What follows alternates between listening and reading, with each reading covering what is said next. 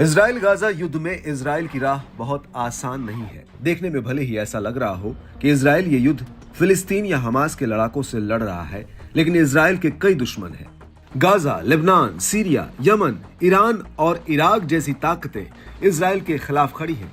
Israel के हमलों का जवाब देने के लिए उसके दुश्मन आत्मघाती लड़ाकों की भर्ती करने से लेकर नए हथियारों तक का बंदोबस्त कर रहे हैं।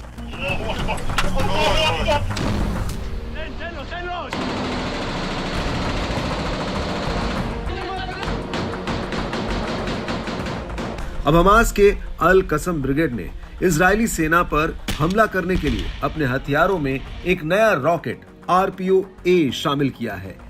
यह रॉकेट रूस द्वारा निर्मित एंटी फोर्टिफिकेशन शेल है। इसे श्मेल नाम से भी जाना जाता है।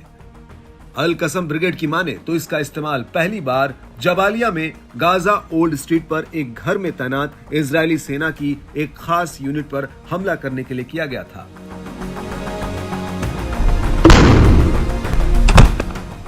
रूस द्वारा निर्मित इस पोर्टेबल रॉकेट की खूबियां जबरदस्त हैं, जो किसी भी युद्ध में बड़ी भूमिका निभा सकती है। आइए जरा इसकी खासियत से आपको वाकिफ कराते हैं। इस पोर्टेबल रॉकेट की अधिकतम रेंज 950 मीटर है। इसकी डायरेक्ट फायर क्षमता 300 मीटर है।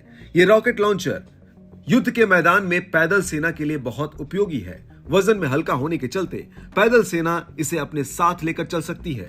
इसे कंधे पर रखकर ही अपने टारगेट पर हमला किया जा सकता है। ये दुश्मनों के हल्के बख्तरबंद वाहनों को नष्ट करने में सक्षम है। आपको बता दें कि इजराइल अक्टूबर से अब तक गाजा में लड़ रहा है और उसने गाजा पर कई हवाई हमले किए हैं। हालांकि इस जमीनी लड़ाई में इजराइल कमजोर दिख रहा है, क्योंकि उसे जमीन पर अभी तक कोई बड़ी सफलता नहीं मिली है। न तो हमास का कोई बड़ा नेता इजराइल के हाथ आया है और न ही अभी तक वो गाजा पट्टी पर कब्जा कर सका है। हमास के लड़ाके इजरायली सैनिकों को कड़ी टक्कर दे रहे हैं। इस रॉकेट लॉन्चर के जरिए इस टैंक को उड़ाने का ये वीडियो बताता है कि किस तरह से ये लड़ाके इजरायली सेना के लिए मुसीबत बने हुए हैं। इधर इस्लामिक रिवॉल्यूशनरी गार्ड कॉर्प्स यानी IRGC के एक कमांडर की मौत के बाद ईरान भी इजराइल पर भड़क उठा है।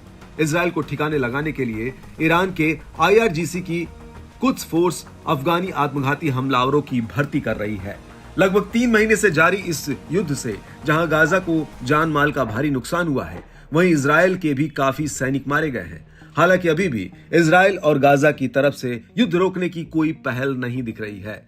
इजराइल ने तो हाल ही में यह तक कह दिया कि वो गाजा में हमास के खिलाफ लड़ाई और तेज करेगा।